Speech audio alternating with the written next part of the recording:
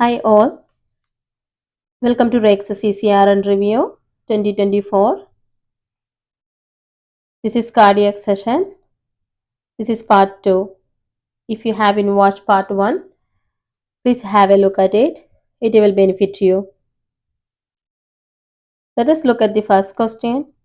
Which pacemaker paces both the atria and ventricle, senses both atria and ventricle, and in response to sensing can inhibit and trigger in response? Option A, VVI mode. Option B, DVI mode. Option C, DDD mode. Option D, VVO mode.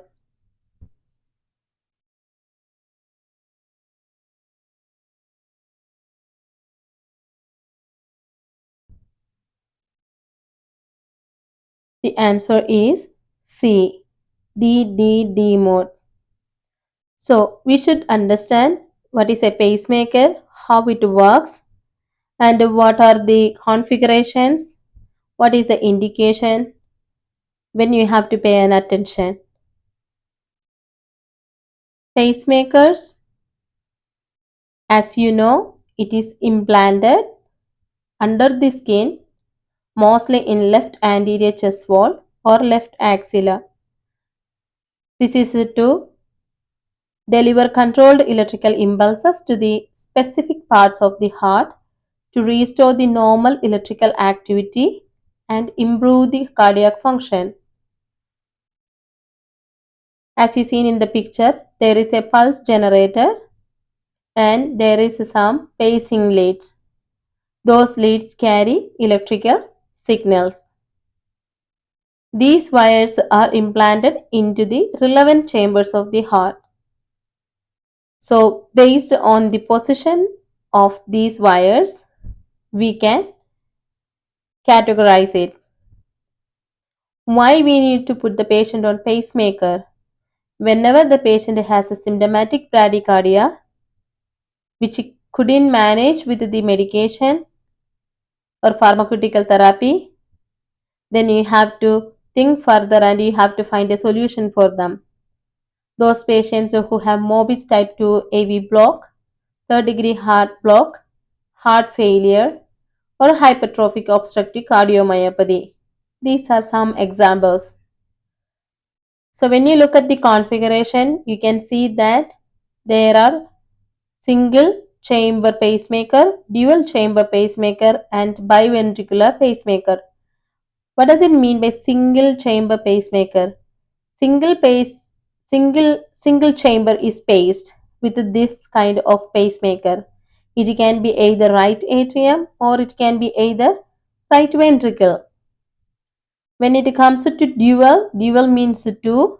So two chambers will be paced. So here right atrium and right ventricle will be paced. For the biventricular pacemaker, in addition to right atrium and right ventricle, left ventricle also will be paced. This is commonly used in severe heart failure patients. So these are the configurations. You should know what all the changes in ECG you can see. So in ECG, you can see the pacemaker, the pacing wave as a spike.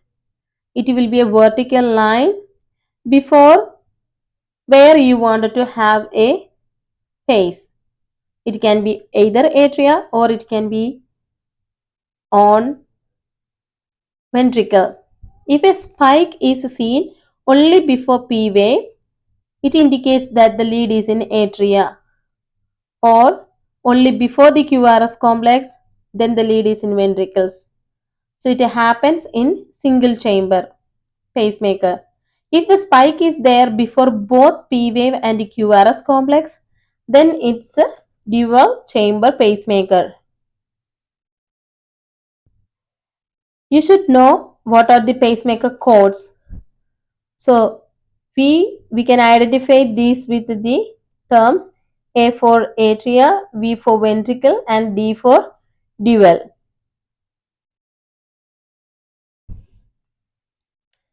So from these letters, you will identify that whether the lead is in atria or whether the lead is in ventricle or it is in both. So we have seen a question and we have seen the options like three letters. So you should know what are these three letters represents, what does it indicate, and how you have to find out what is the moding, what is the mode of this pacemaker. So the first letter indicates chamber paced. The second letter indicates sensing, the chamber sensed. And the last one represents the response, how it responds to sensing. So the sensing can be represented with different letters, such as I for inhibits, that means it inhibits on demand, D for inhibits and triggers, and O for none. So remember that first is for spacing, second letter is for sensing, and third letter is for response to sensing. So when if you see A instead of V in the first letter, then it is atria is the one paced. So what is in this example? In this example, V means ventricle is the one paced and ventricle is the one sensed and it inhibits based on the demand. Question number 2. A patient is admitted to the coronary care unit. Status post ventricular pacemaker insertion due to third degree heart block. A few hours later, the patient complains of dizziness. The monitor shows AV block with a heart rate of 54 beats per minute and no pacing spikes. What does it indicate?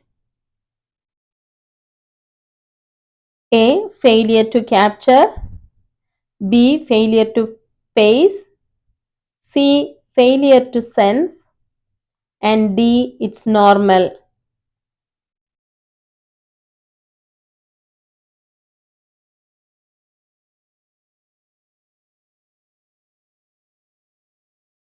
The answer is B. Failure to pace. How you will recognize where is the issue? So, here is the trick. When there is no spikes at all, whenever you are expected, that means the pacemaker failed to pace. So, no spikes, pacing issue. No spikes, pacing issue. So, failure to pace. And sometimes there will be a spike, but there will not be an appropriate wave. So, when such a situation happens, that one means there is failure to capture. So, it's not capturing appropriately. Supposedly, for example, like for the atrial pacing, we should have a P wave or we should have a QRS complex for ventricular pacing. So, there is no spike for that wave, that means it's failed to capture. So if the pacing is in native beats, then it's a sensing issue. So the pacemaker is failed to sense.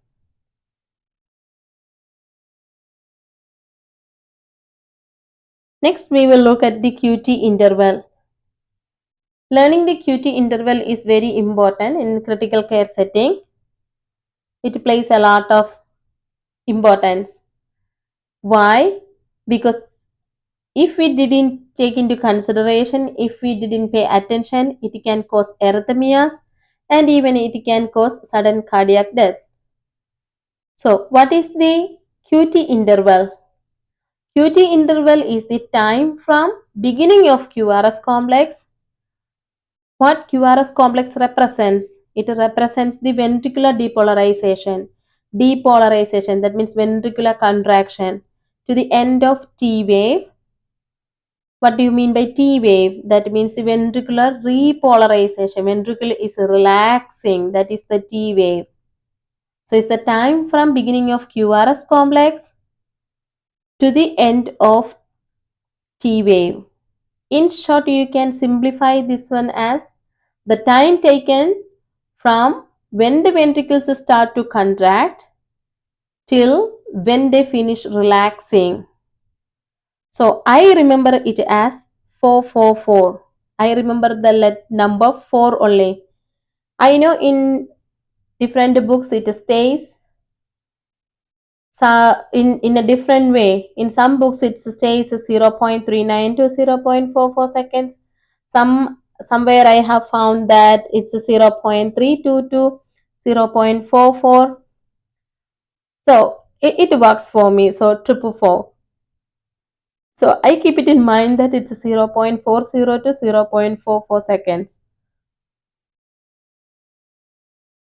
When there is a prolongation of this QT interval, that means when the number x is more than 0.44, you have to be very cautious. So why this happens? There are various reasons. If you are, it can caused by medications such as antipsychotics like a haloperidol or some antimalarial drugs, amiodarone. Even in electrolyte changes, such as if the patient is running with a hypokalemia or hypocalcemia or hypomagnesemia, you can see the prolonged QT interval.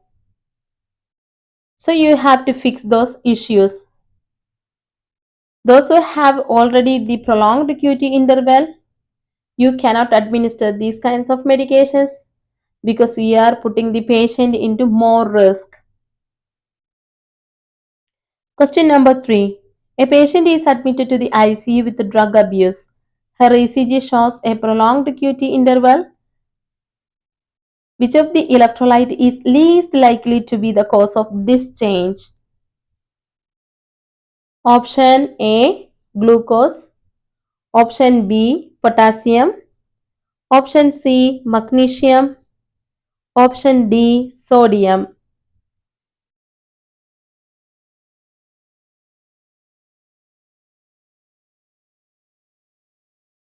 The answer is option D. Which of the following pacemaker routes is most likely to be used in an emergency situation? So this is an emergency situation, so the route should be more easily accessible. Option A, transcutaneous. Option B, transvenous. Option C, epicardial. Option D, implant a pacemaker, which needs less time.